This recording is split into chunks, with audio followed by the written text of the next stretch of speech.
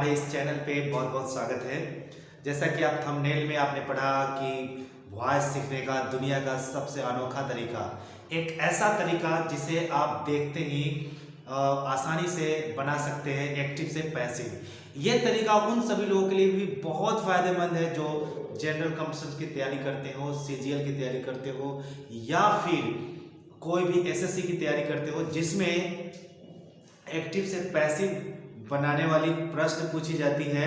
तो वैसे कोई भी एग्जाम्स हो, डिफेंस का हो या फिर किसी भी एग्जाम्स में आप बैठते हो जिसमें एक्टिव से पैसिव बनाने की कोई भी क्वेश्चंस दी जाती है, तो वहाँ पे आप चुटकी बजाते ही बना सकते हैं एक्टिव से पैसिव। तो आज मैं इस तरह का कुछ अनोखा तरीका बताने वाला हूँ। सबसे पहले मैं आपको बताऊंगा कि वॉइस क्या होता है। देखिए भाई, अगर कोई मनुष्य कुछ बोलता है ना, किसी लैंग्वेज में बोलता है तो वो वॉइस कहलाता है, लेकिन बोलने का तरीका अलग अलग होता है। तो वो तरीका दो तरह का होता है, एक एक्टिव और एक पैसिव। तो एक्टिव वॉइस और एक पैसिव वॉइस होता है।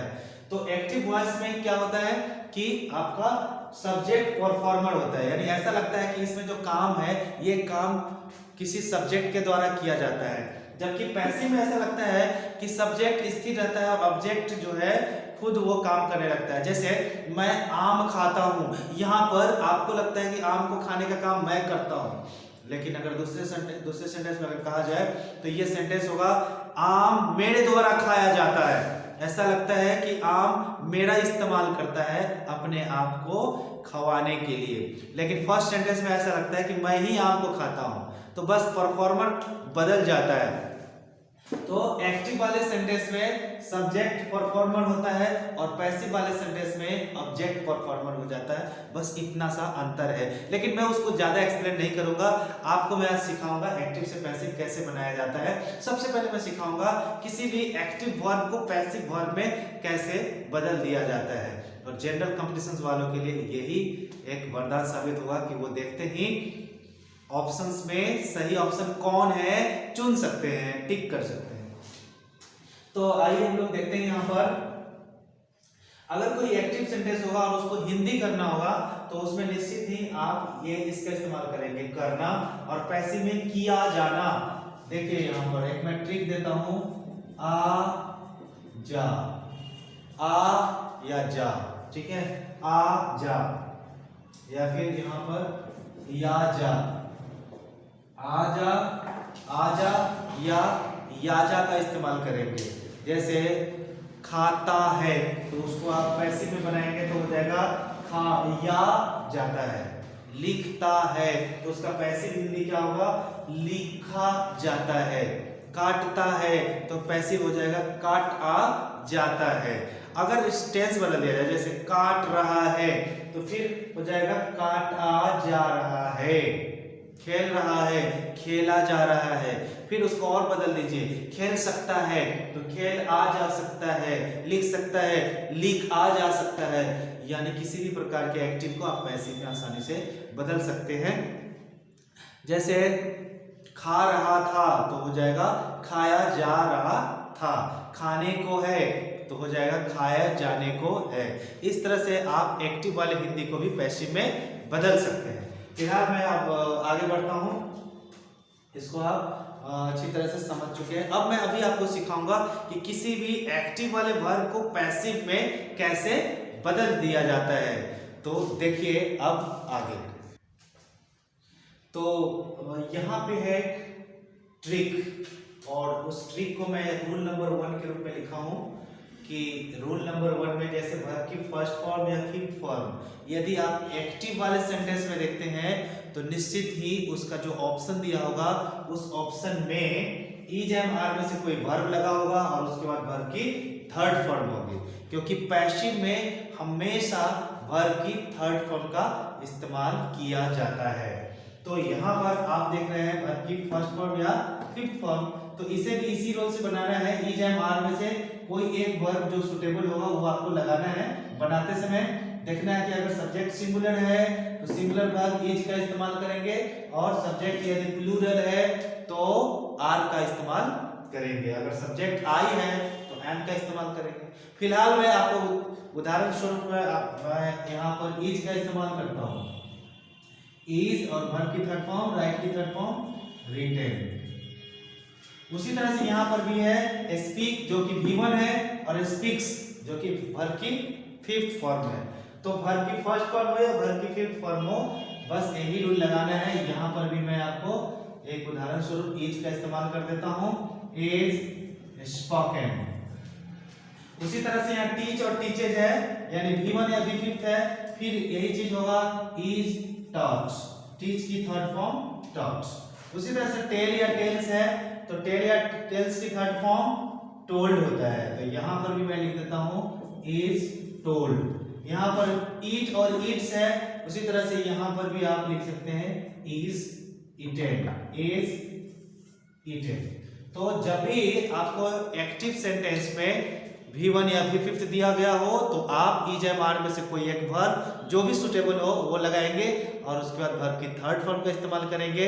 इस तरह से आप वर्ब को पैसिव वर्ब में बदल सकते हैं। अब हम लोग नेक्स्ट रूल को देखते हैं। अब नेक्स्ट ट्रिक जो है उसे हम लोग रूल नंबर 2 के रूप में पढ़ेंगे। इस रूल नंबर 2 में हम देखते हैं कि जब भी एक्टिव वॉइस में वर्ब की सेकेंड फॉर्म लगी हो तो आप उस सेकेंड फॉर्म को देख करके आप वाज वर्ब का इस्तेमाल करना। वाज वर्ब में से जो सुटेबल वर्ब हो उसको लगाना, उसके बाद वर्ब की थर्ड फॉर्म लगा देना। तो इस तरह से आपका इस तरह का जो एक्टिव वॉइस उसे आप पैसिव में बदल सकते हैं। जैसे यहाँ पर रोट, स्पोक, टॉट, एट और प्लेड सब वर्ब की सेकेंड फॉर्म है। कभी कभी ईटी वाले जो वर्ब फॉर्म होते हैं, जैसे यहाँ पर प्लेड लिखा, बच्चे कंफ्यूजन में पड़ जाते हैं कि ये थर्ड फॉर्म है या सेकेंड फॉर्म है। तो जब इसके साथ हैव, हैज, हैड नहीं लगा देखना तो समझ जाना सेकेंड फॉर्म है। अगर हैव, हैज, हैड इसके साथ लगा होता तो इस प्लेड को बोलते थर्ड फॉर्म। तो थर्ड फॉर्म होने या न होने का तरीका आप सीख गए। जब भी थर्ड फॉर्म होगा तो उसके पहले हैव, हैज या हैड लगा ही होगा। अगर नहीं लगा हुआ है इसका मतलब है ये सेकेंड फॉर्म है। तो जितने भी सेकेंड फॉर्म हो ना उसमें वाज या वर्ब का इस्तेमाल करना है और उसके बाद वर्ब की थर्ड फॉर्म। तो मैं फिलहाल में वाज का ही इस्तेमाल कर देता हूं, वाज रिटन। यहां पर है स्पोक, इसकी थर्ड फॉर्म स्पोकन होती है, तो वाज स्पोकन। उसके बाद है टॉट, इसकी थर्ड फॉर्म स्पोकन। उसके बाद है यहां पर यहां पर टॉट है ना, तो वाज टॉट। उसके बाद यहां पर है एट जो कि वर्ब की सेकेंड फॉर्म है, तो इसकी पैसिव फॉर्म क्या हो जाएगी, वाज ईटन। उसी तरह से यहां पर प्लेड जो कि वर्ब की सेकेंड फॉर्म है, ये भी हो जाएगी इज प्लेड। तो इस तरह से आप समझ गए कि वर्ब की सेकेंड फॉर्म होने पर आप उसे वाज या वर्ब प्लस वर्ब 3 में बदल देते हैं। अब हम लोग नेक्स्ट रूल की ओर बढ़ते हैं, उसे भी आप गौर से देखें। तो रूल नंबर 3 में हम लोग देख रहे हैं मॉडल वर्ड्स। तो जब भी आप कोई भी मॉडल वर्ड देखेंगे, वैसे विद्यार्थी जो मॉडल वर्ड्स नहीं जान रहे हो उनके लिए मैं यहाँ दे दिया हूँ कि मॉडल वर्ड्स क्या होता है। Can, could, may, might, shall, should, will, would, ought to और मस्ट। इसमें से कोई भी मॉडल वर्ब वाली क्वेश्चन हो तो ध्यान देना, मॉडल वर्ब के बाद बी का इस्तेमाल कर देना। जैसे कैन दिया हुआ है तो आपको कैन भी कर देना है, शुड दिया हुआ है तो शुड भी कर देना है, यानी कोई ना कोई मॉडल वर्ब दिया होगा उसके साथ बी लगा देना है और वर्ब की थर्ड फॉर्म रख देना, आसानी से बन जाएगा। जैसे यहाँ पे है कैन स्पीक, इसका पैसिव मैंने कर दिया can be spoken. Could write, इसका पैसिव मैंने कर दिया शुड राइट है तो should be written. Must tell है तो must be told. Will help है तो will be help. Could invite है तो कुड बी इनवाइटेड। बहुत ही आसान है, कोई भी मॉडल वर्ब वाला हो तो बहुत ही आसान है, बस उसमें बी जोड़ देना है और बी के बाद रख देना है वर्ब की थर्ड फॉर्म। तो जैसा कि आप यहाँ पर आपने देखा कि बी प्लस वर्ब की थर्ड फॉर्म रखना है, यही चीज वैसे वर्ब्स के साथ भी इस्तेमाल होता है जिसके साथ टू लगा हो, जैसे is to, am to, are to, was to, shall have to, will have to. जितने भी वर्ब्स में टू लगा हो उसके साथ भी यही रूल काम करता है। तो इसे हम लोग एग्जाम्पल में देखते हैं। तो अब हम लोग एग्जाम्पल में देखते हैं, जैसे एक्सुलियरी वर्ब के साथ टू लगा हो। एक्सुलियरी वर्ब क्या होता है, टू से पहले जो भी वर्ब लगा हो, जैसे is, am, are, shall be, will be, कुछ भी, जैसे यहाँ पर इज है, इज टू है तो आपको पैसिव में बदलते समय इस इज टू के साथ बी लगा देना है, इज टू बी। यहाँ पर देखिए वाज टू है तो आपको वाज टू बी कर देना है, विल हैव टू है तो विल हैव टू बी कर देना है, मे हैव टू है तो इसको मे हैव टू बी कर देना है, मस्ट हैव टू है तो मस्ट हैव टू बी कर देना है, मे हैव टू है तो मे हैव टू बी कर देना है और उसके साथ वर्ब की थर्ड फॉर्म का इस्तेमाल कर देना है। जैसे इज टू राइट है तो इसका passive is to be written, was to speak है तो इसका passive was to be spoken होगा, विल हैव टू प्ले है तो इसका passive will have to be played कर देना है, मस्ट हैव टू टेल है तो इसका passive must have to be told कर देना है और मे हैव टू कुक है तो इसका passive may have to be cooked कर दिया गया है। तो इस तरह से आप सीख चुके हैं कि मॉडल वर्ब हो या फिर ऑक्सिलरी वर्ब के साथ टू लगा हो, दोनों के साथ सेम ही रूल काम करता है, यानी बी प्लस वर्ब की थर्ड फॉर्म का इस्तेमाल किया जाता है। अब हम लोग नेक्स्ट रूल में देखेंगे कि have, has, had, shall have, may have, might have, दुनिया का कोई भी हैव हो, किसी भी वर्ड के साथ हैव लगा हो तो उसके साथ बीन लगाया जाता है, ठीक है। तो will have, shall have, may have, might have, could have, must have, might have, जो भी हो हैव वाला उसके साथ आपको बीन प्लस वर्ब की थर्ड फॉर्म लगा देना है, तो उसका भी पैसिव आराम से आप बना सकते हैं। जैसे आप नेक्स्ट रूल में देख सकते हैं कि टू हैव का कोई भी रूप, जैसे have, has, shall have, will have, may have, might have, should have, could have, किसी भी वर्ब के साथ हैव लगा हो तो उसके साथ कुछ नहीं करना है, प्लस बीन और प्लस वर्ब की थर्ड फॉर्म का इस्तेमाल करना है। जैसे हम लोग कुछ एग्जांपल लेते हैं, यहाँ पर हैज रिटेन तो बस आप इस हैज के साथ बीन लगा देना, हैज बीन रिटेन। यहाँ पर है विल हैव स्पोकन तो इसे आप पैसिव में बदलते समय विल हैव बीन स्पोकन कर देना। उसके बाद है शुड हैव टोल्ड तो इसे आप पैसिव में कर देना शुड हैव बीन टोल्ड। उसी तरह से कुड हैव इनवाइटेड है तो इसे पैसिव में कर देना could have been invited. Had taught है तो इसे हैड बीन टॉट कर देना, बस बीन लगा देना है, उसमें ऑटोमेटिक बन जाएगा। तो इस तरह से आप एक्टिव से पैसिव फॉर्म में बदल सकते हैं किसी भी वर्ब को। अब एक रूल और हम लोग देखते हैं जिसमें बींग लगाना होता है कोई भी वर्ब की फोर्थ फॉर्म, जैसे writing, playing, speaking, cutting, reading, तो आईएनजी वाले जितने भी वर्ब फॉर्म्स होंगे उसको पैसिव में बदलना होगा तो बस उससे पहले बींग लगा देना है और वर्ब को कर देना है थर्ड फॉर्म में। तो इसे हम लोग देखते हैं नेक्स्ट एग्जांपल में। तो हम लोग नेक्स्ट एग्जांपल में देख रहे हैं कि ऑक्सिलरी वर्ब के साथ कोई भी वर्ब की फोर्थ फॉर्म लगा हो, जैसे is writing, was playing, is going, was telling, was cutting, was cooking, will be cooking. तो किसी भी वर्ब की फोर्थ फॉर्म दिया गया हो तो उसे अगर पैसिव में बदलना हो तो कुछ नहीं करना है, ऑक्सिलरी वर्ब में कुछ भी हो, जैसे इज हो, वाज हो, शैल बी हो, विल बी हो, हैज बीन हो, कुछ भी हो उसको दे देना है। उसके बाद बींग लगाना है और बींग के बाद वर्ब की थर्ड फॉर्म का इस्तेमाल करना है। जैसे हम लोग एग्जांपल में देखते हैं इज राइटिंग है तो यहाँ पर मैंने कर दिया इज बीइंग रिटेन। यहाँ पर है वाज स्पीकिंग तो मैं यहाँ पर कर दिया वाज बीइंग स्पोकन। उसके बाद है विल बी टीचिंग तो मैं यहाँ कर दिया विल बी बीइंग टीचिंग। बस कुछ नहीं करना है, जो भी ऑक्सिलरी वर्ब है उसको लिख देना है। हाँ, ध्यान रखना है सब्जेक्ट का, अगर सब्जेक्ट सिंगुलर है तो वर्ब भी सिंगुलर, सब्जेक्ट प्लूरल है तो वर्ब भी प्लूरल। ऐसा नहीं कि वो उतार देना है, पहले से सब्जेक्ट सिंगुलर था इसलिए इज इस्तेमाल किया गया था। अगर आप पैसिव में बदलते समय अगर सब्जेक्ट प्लूरल हो तो आप इज इस्तेमाल नहीं करेंगे, उसके साथ आर लगेगा। तो ध्यान रखना है कि जब आर में से क्या इस्तेमाल करें, वाज वर्ब में से क्या इस्तेमाल करें, हैव हैज में से क्या इस्तेमाल करें, इन सब का ध्यान रखते हुए इस्तेमाल करना चाहिए। तो इस तरह से आप किसी भी वर्ब को पैसिव में बदल सकते हैं। अब हम लोग थोड़ी सी कुछ एग्जांपल्स लेंगे, पूरे सेंटेंस को आप कैसे पैसिव में बदलेंगे। तो यहाँ हम लोग देख रहे हैं पूरे सेंटेंस को पैसिव में बदलने का कुछ नियम है। नियम नंबर 1 क्या है, ऑब्जेक्ट को सब्जेक्ट बना देना है। क्या करना है, ऑब्जेक्ट को सब्जेक्ट बना देना है। और दूसरे नंबर रूल में आप देख रहे हैं सब्जेक्ट को बाय प्लस ऑब्जेक्ट के रूप में लिखना है।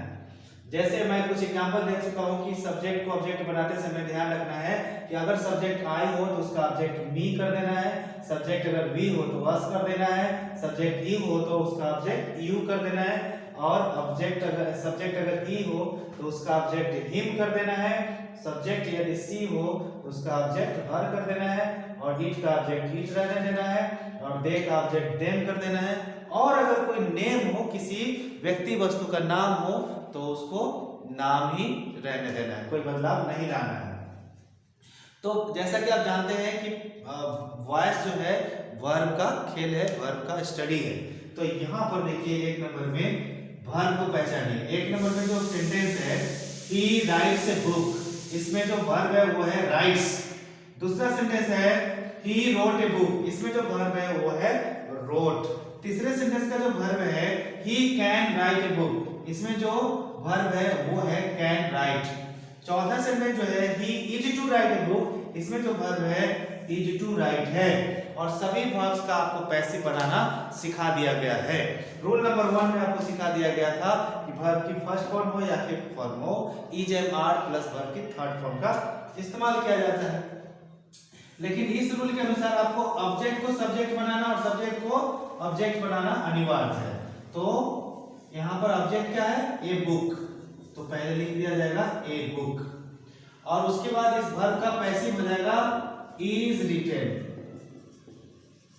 उसके बाद इस सब्जेक्ट को बाय प्लस ऑब्जेक्ट के रूप में इस तरह से लिखेंगे, बाय ही का ऑब्जेक्ट क्या होता है, हिम होता है, तो यहाँ पर हिम लिख दिया जाएगा। उसके बाद यहाँ पर है ही रोट ए बुक।